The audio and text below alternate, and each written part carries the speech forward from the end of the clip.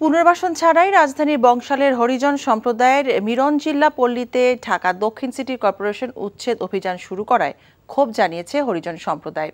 সোমবার বিকেলে পুলিশের উপস্থিতিতে সিটি কর্পোরেশনের কর্মকর্তারা এই অভিযান শুরু করে। এ সময় পুলিশ ও প্রশাসনের কর্মকর্তাদের অভিযানে বাধা দেয় হরিজন সম্প্রদায়ের লোকেরা। প্রশাসনের প্রতিনিধিদের সঙ্গে বাদানুবাদে জড়ায় হরিজন সম্প্রদায়ের লোকজন।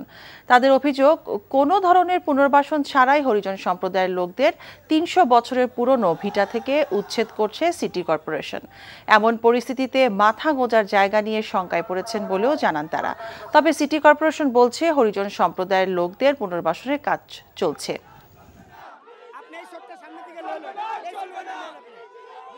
মাননীয় কাউন্সিলর সাহেবকে বলছি যে কি কারণে আমাদের সাথে এইভাবে করছে, আমরা জানি না কিছু, আমরা কি অন্যায় করছি আপনার সাথে, আপনি আমাদের সাথে এইভাবে করছেন, আপনি আমাদেরকে পুনর্বাসন করে তখন একটা ব্যবস্থা নেন।